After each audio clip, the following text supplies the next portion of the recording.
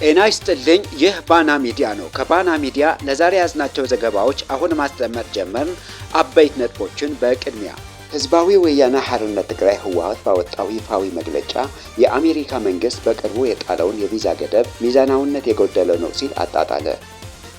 የአሜሪካ የውጭ ጉዳይ መስሪያ ቤት ከአንድ ቀን በፊት አክራሪ ሲል በጠራቸው የህወሓት አመራሮች የቪዛ እገዳ የህወሓት ሊቀመንበር ዶክተር ደብረጽዮን በእገዳው አልተካተቱም ተብለዋል።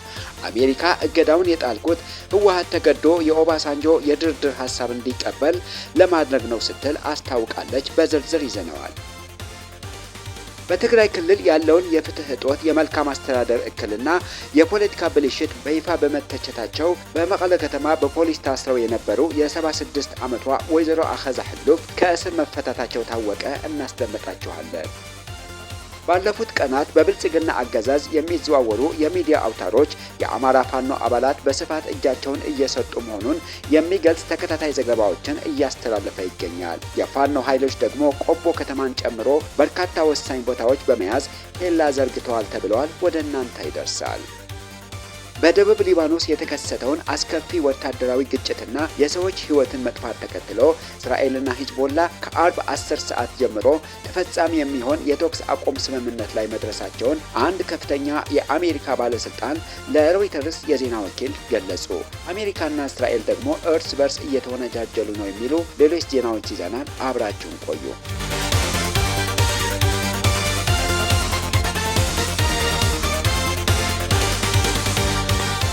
ህዝባዊ ወያነ ሓርነት ትግራይ ህወሓት ባወጣው ይፋዊ መግለጫ የአሜሪካ መንግስት በቅርቡ የጣለውን የቪዛ ገደብ ሚዛናዊነት የጎደለው ነው ሲል አጣጣለ።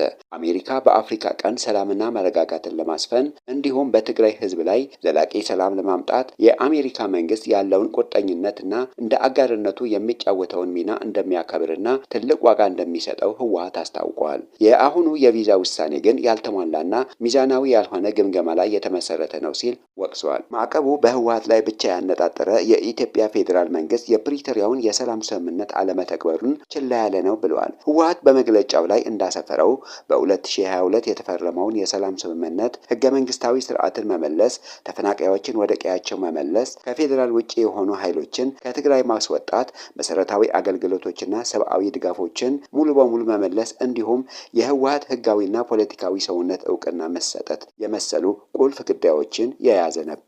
ይሁን እንጂ ስምምነቱ ከተፈረመ ከ3 ዓመታት በላይ ቢያልፈውም አሁንም ድረስ እነዚህ ቁልፍ ድንጋጌዎች ሳይፈጸሙ ቀርቷል ብለዋል። በተለይም በሚሊዮን የሚቆጠሩ የትግራይ ተፈናቃዮች ወደ ቀያቸው አለመመለሳቸው፣ የተጠያቂነት አሰራር አለመዘርጋቱና ትግራይ በግንቦት 24 2018 ዓ.ም ከተካሄደው ምርጫ ውጪ መደረጓን የፌዴራል መንግስት የስምምነቱ ማነቆ መሆኑን ያሳያል ሲል ከሷል። በክልሉ እየታየ ያለው የደሞዝ፣ የባንክ አገልግሎት፣ የነዳጅና የሰብአዊ እርዳታ እጥረት የህወሓት ግትርነት ሳይሆን የፌዴራል መንግስት ፖሊሲዎች ያስከተሉት መዘዝ ነው ያለው መግለጫው የትግራይ ተፈናቃዮች እንዳይመለሱና መሰረታዊ አገልግሎቶችን እንዳይሰሩ እያገደ ያለው ማን ነው የሚለው መሰረታዊ ጥያቄ ፍትሃዊ ምላሽ ሊያገኝ ይገባል ብለዋል። ከዚህም በተጨማሪ የፌዴራል መንግስቱ በትግራይ ላይ የጣለውን ገደብ ከመቀጠሉም በላይ በክልሉ ዙሪያ ወታደራዊ ግፊቶችና የድሮን ጥቃቶችን በመሰንዘር እንዲሁም የትግራይ የፖለቲካ ውክልና በመከልከል የፕሪቶሪያውን ስምምነት እየጣሰ ይገኛል ሲል ወንጅሏል። ህወሓት አንድን አካል ብቻ ተጠያቂ በማድረግ የሌላኛው ወገን ጥፋት ችላ ማለት በሰላም ሂደቱ ላይ ያለውን እምነት ያጠፋዋል ካለ በኋላ ዘላቂ ሰላም ሊመጣ የሚችለው በሁሉም ወገኖች ላይ እኩልና ገለልተኛ ተጠያቂነት ሲሰፍን ብቻ መሆኑን ጠቁመዋል። በዚህ መሰረት የኢትዮጵያ ፌዴራል መንግስት የደሞዝ፣ የባንክና የነዳጅ ሰብአዊ እርዳታ አቅርቦትን ጨምሮ የፕሪቶሪያው ግዴታዎችን ሙሉ በሙሉ እንዲተገብር አሜሪካ ግፊት እንድታደርግ ህወሓት ጥሪ አቅርበዋል። የአሜሪካ መንግስት የትግራይ ተፈናቃዮችን በደህንነትና በክብር ወደ ቀያቸው እንዲመለሱ ድጋፍ እንዲያደርግ፣ ከፌዴራል ውጭ ያሉ ኃይሎች በሙሉ ከትግራይ ግዛት እንዲወጡ ግፊት እንዲያደርግና በስምምነቱ መሰረት የህወሓት ህጋዊና ፖለቲካዊ ሰውነት እንዲመለስ የበኩሉን አስተዋጽኦ እንዲያበረክት ጠይቀዋል። በትግራይ ህዝብ ላይ ለደረሰው መከራ ተሳትፎ የነበራቸው አካላት ላይ የተጠያቂነት እርምጃዎችን በግልጽ በፍትሃዊና ያለምንም አድሎ እንዲተገብሩ የጠየቀው ህወሓት የትግራይ ህዝብ ሰላምና ፍትህ እንደሚገባውና የሰላም ሂደቱ በሐቀኝነትና ሙሉ በሙሉ በተሟላ መልኩ መተግበር እንዳለበት አሳስበዋል።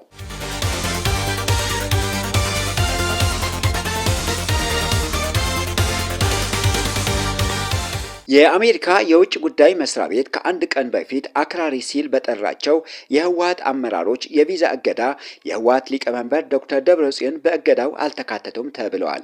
አሜሪካ እገዳውን የጣልኩት ህወሓት ተገዶ የኦባሳንጆ የድርድር ሀሳብ እንዲቀበል ለማድረግ ነው ስትል አስታውቃለች። ይህንን ተከትሎ የብልጽግና አገዛዝ የህወሓት መሪዎች የቪዛ ማዕቀቡን እንደ ዋነኛ ሀገራዊ አጀንዳ አድርጎ ሰፊ የሚዲያ ሽፋን እየሰጠው ይገኛል። የአሜሪካ ውጭ ጉዳይ መስሪያ ቤት የአረብና አፍሪካ ጉዳዮች ከፍተኛ አማካሪ ማሳድ ብሎስ በትግራይ ክልል በኢትዮጵያና በአፍሪካ ቀንድ ለግጭትና ለአለመረጋጋት አስተዋጽኦ በሚያደርጉ የህወሓት ግለሰቦች ላይ ማዕቀብ መጣሉን ለቀጠናዊ ሰላምና ደህንነት ያለውን ቁርጠኝነት ያጎላ ነው ብለዋል። መስሪያ ቤቱ ሰላም እንዲደፈርስ እያደረጉ ነው ባላቸው አመራሮች ላይ እገዳ መጣሉን ቢገልጽም ስማቸው ግን በይፋ አልጠቀሰም ነበር።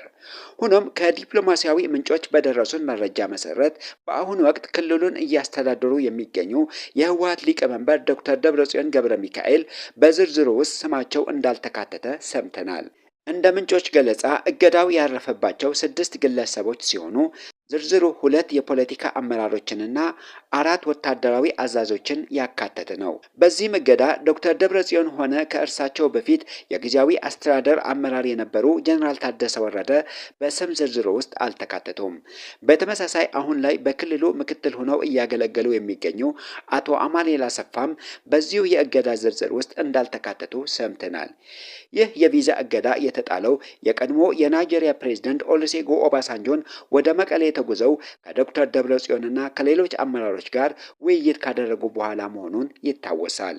የእገዳው ዓላማ ህወሓት ተገዶ የኦባሳንጆን የድርድር ሀሳብ እንዲቀበል ለማድረግ ነው ተብለዋል። የአሜሪካ ውጭ ጉዳይ ሚኒስቴር የአረብና አፍሪካ ጉዳዮች ከፍተኛ አማካሪ ማሳድ ብሎስ ዩናይትድ ስቴትስ የአፍሪካ ህብረት የአፍሪካ ቀንድ ከፍተኛ ተወካይ ኦባሳንጆ ውጥረቶችን ለመፍታት እንዲሁም ሰላምና መረጋጋትን ለማስፈን ከህወሓትና ከኢትዮጵያ መንግስት ጋር ለመስራት የሚያደርጉትን ጥረቶች ታከብራለች፣ በበጎም ትቀበለዋለች ሲሉ ተደምጠዋል። የብልጽግና አገዛዝ ግን የህዳሴ ግድብን ጉዳይ ትንፍሽ ሳይል በህወሓት አመራሮች የቪዛ ማዕቀቦች መጣል ፈንጠዝያ ውስጥ መግባቱን በሚዲያዎች በኩል እያስተጋባ ይገኛል።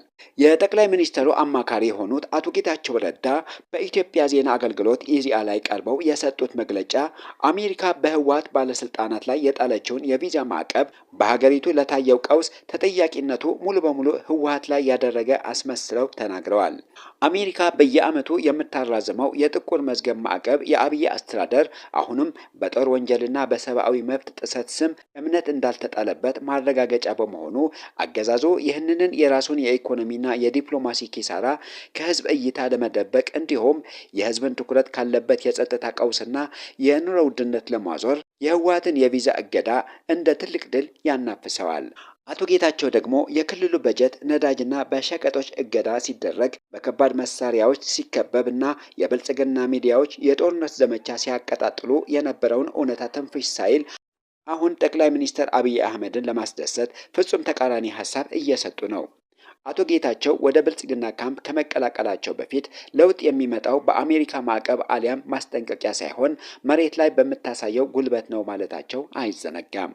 የብልጽግና ሚዲያዎች ዛሬ የህወሓት የቪዛ ማዕቀቡ እንደ ትልቅ ስኬት ሲያናፍሱ ከዚህ ቀደም በአሜሪካ መንግስት በተመሳሳይ የጦር ወንጀል ምክንያት በብልጽግና ባለስልጣናት ላይ ተመሳሳይ የቪዛ እገዳ ተጥሎባቸው በነበረበት ወቅት የኦሮሚያ ክልል ፕሬዝዳንት አቶ ሽመልስ አብዲሳ ማዕቀቡን በማጣጣልና በማላገጥ ኢትዮጵያ ከፍተኛ ችግር ላይ ብትሆንም ሞያሌና አድዋ ለመሄድ ቪዛ እንደማያስፈልጋቸውና ነቀዝ የበላው ስንዴ ቢቀርብላቸው እንደሚሻል መናገራቸው አይዘነጋም። ከዚህ ቀደም በራሳቸው ላይ የተጣለውን የቪዛ ማዕቀብን ያጣጣሉ የብልጽግና መሪዎች ዛሬ በገቡበት የፖለቲካ ቅርቃር ምክንያት የቪዛ እገዳን መልሰው የትኩረት ማዞሪያ አጀንዳ ማድረጋቸው የአገዛዙን መርህ አልባ የፖለቲካ አካሄድ በግልጽ ያሳየ ክስተት ነው ተብለዋል።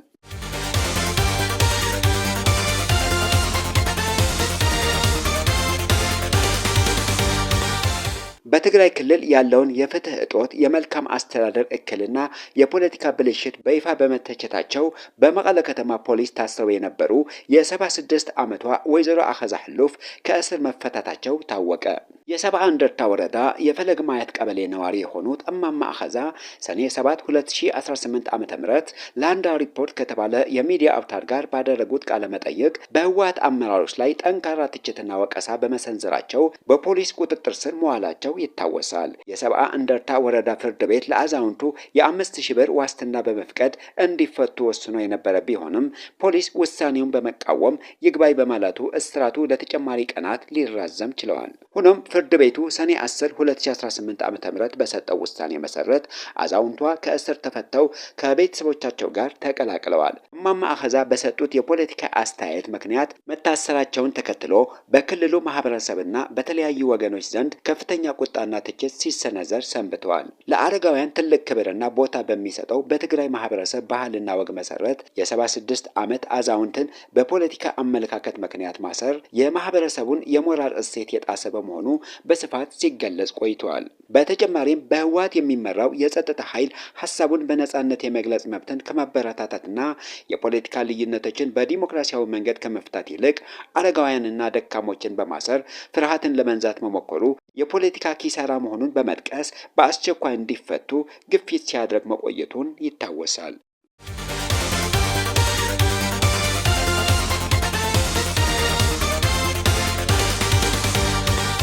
ባለፉት ቀናት በብልጽግና አገዛዝ የሚዘዋወሩ የሚዲያ አውታሮች የአማራ ፋኖ አባላት በስፋት እጃቸውን እየሰጡ መሆኑን የሚገልጽ ተከታታይ ዘገባዎችን እያስተላለፉ ይገኛሉ። ይሁን እንጂ እነዚህ ዘገባዎች ከዓመት በፊት የነበሩ የቆዩ ፎቶግራፎችና ተንቀሳቃሽ ምስሎች መልሶ በመጠቀም የተሰናዱ መሆናቸው በስፋት እየተነገረ ሲሆን ጉዳዩን በቅርበት የሚከታተሉ የፖለቲካ ተንታኞች ይህንን የመንግስት አካሄድ ከስትራቴጂካዊ ውድቀትና ከፕሮፓጋንዳ ቀውስ ጋር የተያያዘ ነው ብለውታል።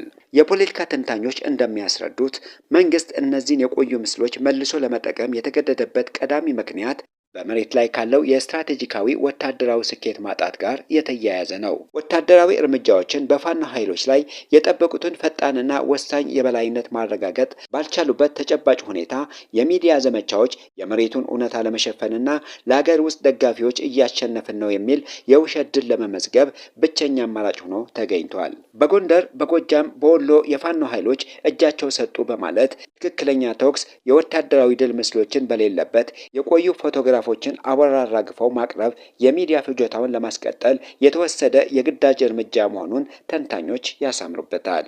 ይህ አካሄድ የታጠቀውን ኃይልና ደጋፊዎቹን ለማዳከም ታስቦ የሚደረግ ስልታዊ የስነ ልቦና ጦርነት አካል መሆኑን ተንታኞች ይገልጻሉ።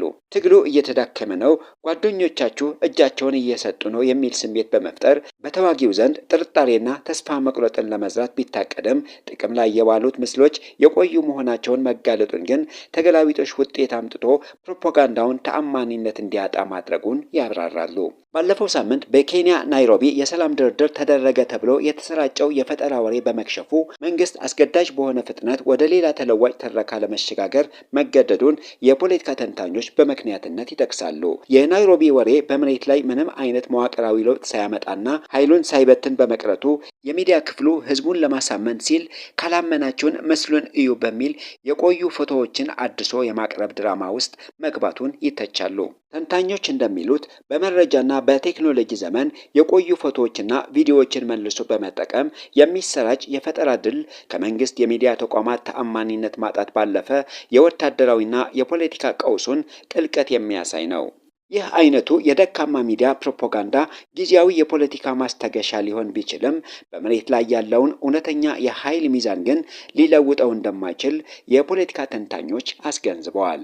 የብልጽግና ሚዲያዎች የፋኖ ኃይሎች እጃቸው ሰጡ በሚል የቆዩ ፎቶዎች በሚያሰራጩበት ጊዜ ፋኖ ከገጠር ቀበሌዎች ወጥተው የዞን ከተሞችን ጭምር እየተቆጣጠሩ መሆኑን ሰምተናል። የፋኖ ኃይሎች በተደጋጋሚ ከባድ ውጊያ ስታስተናግድ የቆየችው ቆቦ ከተማን ጨምሮ ወደ ወልዲያ የሚወስደው ጥቁር አስፋልት ተቆጣጥረው ኬላ መዘርጋታቸው ባና ሚዲያ አረጋግጣለች። በሰሜን ወሎ ዞን መቄት ወረዳ ፍላቂቲ ከተማ አቅራቢያ በተደረገ ውጊያ የፋኖ ኃይሎች በመንግስት መከላከያ ሰራዊት ላይ ከባድ የሰውና የቁስ ኪሳራ ማድረሳቸውን አስታውቋል። ሰኔ 11 2018 ዓ.ም በተካሄደው በዚህ ውጊያ 14 የመንግስት ጦር አባላት ሲደመሰሱ ከ16 በላይ የሚሆኑ ደግሞ ቆስለዋል። በተያያዘ ዜና የመንግስት ሰራዊት የውጊያ አቅሙ መዳከሙንና መከፋፈል መፍጠሩን በመጥቀስ ሙሉ ትጥቃቸውን የያዙ የመከላከያ ኮማንዶ አባላት የፋኖ ኃይል ተቀላቅለዋል። የተቀላቀሉት ወታደሮች ሌሎች የሰራዊቱ አባላትም ተመሳሳይ እርምጃ እንዲወስዱ ጥሪ አቅርበዋል።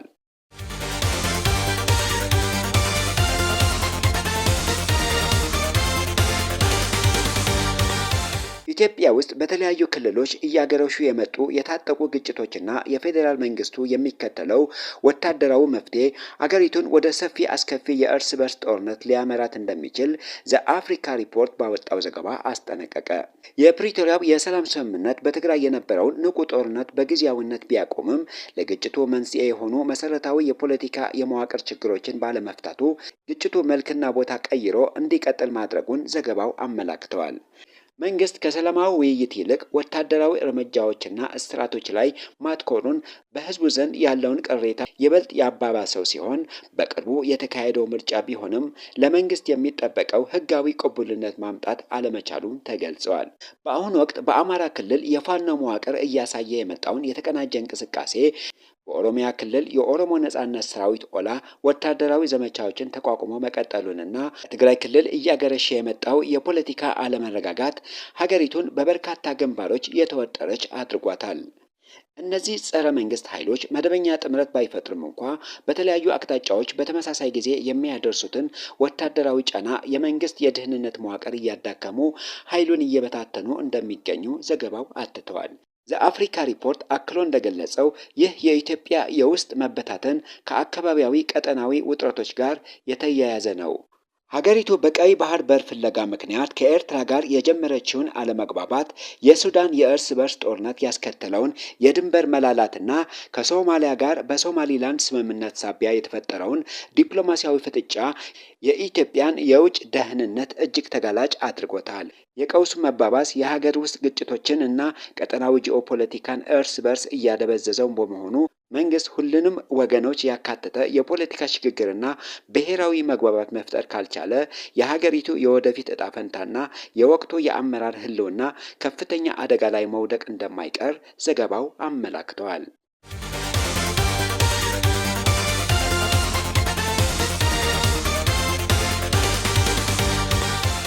በደቡብ ሊባኖስ የተከሰተውን አስከፊ ወታደራዊ ግጭትና የሰዎች ህይወት መጥፋትን ተከትሎ እስራኤልና ሄዝቦላ ከአርብ 10 ሰዓት ጀምሮ ተፈጻሚ የሚሆን የተኩስ አቁም ስምምነት ላይ መድረሳቸው አንድ ከፍተኛ የአሜሪካ ባለስልጣን ለሮይተርስ የዜና ወኪል ገለጹ።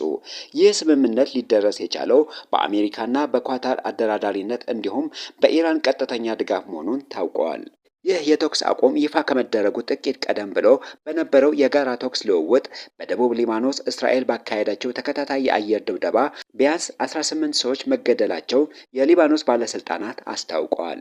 በሌላ በኩል ደግሞ በሊባኖስ ደቡባዊ ክፍል ክፋር ቴቢኒት በተባለ ስፍራ የእስራኤል ታንክ በደረሰበት ጥቃት 4 ወታደሮቿን መገደላቸውን የእስራኤል መከላከያ ኃይል አረጋግጠዋል። የወታደሮቹን መገደል ተከትሎ የእስራኤል ብሔራዊ ደህንነት ሚኒስተር ኢታማር ቤን ጊቭር መላው ሊባኖስ መቃጠል አለበት የሚል ከፍተኛ ውጥረት ቀስቃሽ መግለጫ ሰጥተዋል።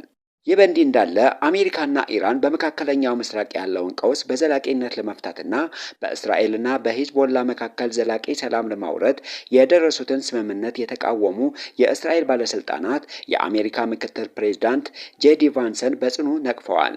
ምክትል ፕሬዝዳንቱ ከዋይት ሀውስ ለጋዜጠኞች በሰጡት መግለጫ እስራኤል አሁን ባለችበት ሁኔታ የአሜሪካን ድጋፍ ማጣት እንደሌለባት ሲያስጠነቅቁ እኔ በሆን ኖሮ በመላው ዓለም ላይ የቀረኝን ብቸኛ ጠንካራ ወዳጅን አላጠቃም ነበር ብለዋል። ቫንስ አክለውም ፕሬዝዳንት ዶናልድ ትራምፕ በአሁኑ ሰዓት በመላው ዓለም ላይ ለእስራኤል አጋርነትና ደንታ ያለውን ብቸኛ የመንግስት መሪ መሆናቸውን የገለጹ ሲሆን እስራኤል የምትጠቀምባቸው አብዛኞቹ የመከላከያ የጦር መሳሪያዎች በገንዘብ የሚደገፉት በአሜሪካ መሆኑን አስታውቀዋል። ምክትል ፕሬዝዳንቱ ለእስራኤል አመራሮች ቀጥተኛ ጠንካራ መልእክት ሲያስተላልፉም የእስራኤል ችግር ዶናልድ ትራምፕ አይደሉም። በእስራኤል ውስጥ ትልቁ ችግራቸው የአሜሪካ ፕሬዝዳንት እንደሆነ የሚያስቡ ማንኛውም ሰው ከእንቅልፍ ነቅቶ ሀገሪቱ ያለችበትን ተጨባጭ እውነታ ሊረዳ ይገባል ሲሉ አሳስበዋል። የአሜሪካ ባለስልጣናት ይህንን የተኩስ አቁም ስምምነት በመካከለኛው ምስራቅ መረጋጋትን ለመፍጠርና በዋሽንግተንና በቴሄራን መካከል የተጀመረውን ዲፕሎማሲያዊ ግንኙነት ለማስቀጠል ወሳኝ እርምጃ እንደሆነ ገልጸዋል። የአሜሪካው ፕሬዝዳንት ዶናልድ ትራምፕ በበኩላቸው ከኢራን ጋር ጦርነት ውስጥ ከገቡ በኋላ በስልጣናቸው ላይ ምንም አይነት ገደብ እንደሌለ አክሲዮስ ዘግበዋል። ይሁን እንጂ ግጭቱን ማራዘም ለዓለም አቀፍ የኢኮኖሚ ቀውስ አደጋ ሊያጋልጥ ይችል እንደነበርም ተከራክረዋል። ትራምፕ ከአክሲዮስ ጋር ባደረጉት ቃለ ምልልስ የኢራኑ ስምምነት የአሜሪካን የበላይነት ማሳያ አድርገው አቅርበውታል። በቀኝ ክንፍ የሚገኙ ተቺዎቻቸው ስምምነቱ ቀደም ሲል ካስቀመጧቸው ጥያቄዎች በታች መሆኑን ቢገልጹም ትራምፕ ግን ውጤቱ የኢራንን ያለምንም ቅድመ ሁኔታ እጅ መስጠትና የገዢውን አካል መለወጥ የሚያሳይ ነው ሲሉም ሞግቷል። እኔ ባልኖር ኑሮ እስራኤል ዛሬ ባልነበረች ነበር ሲሉ ለአክሲዮስ የተናገሩት ትራምፕ ከጠቅላይ ሚኒስትር ቤንያሚን ኔታንያሁ ጋር ያላቸውን ግንኙነት ጥሩ ቢሆንም ትንሽ እንዲረጋጋ ማድረግ አለብን ሲሉም አክለዋል። የተከበራችሁ የባና ሚዲያ ተከታታዮች ለዛሬ ያዝናቸው ዜናዎች እነዚህን ይመስሉ ነበር። ስለተከታተላችሁን ከልብ እናመሰግናለን። መረጃዎቻችን ለሌሎችም እንዲደርሱ ቪዲዮውን ላይክ እና ሼር ማድረጋችሁ እንዳትረሱ። ለቻናላችን አዲስ የሆናችሁ ደግሞ ሰብስክራይብ በማድረግ የቤተሰባችን አካል ይሁኑ።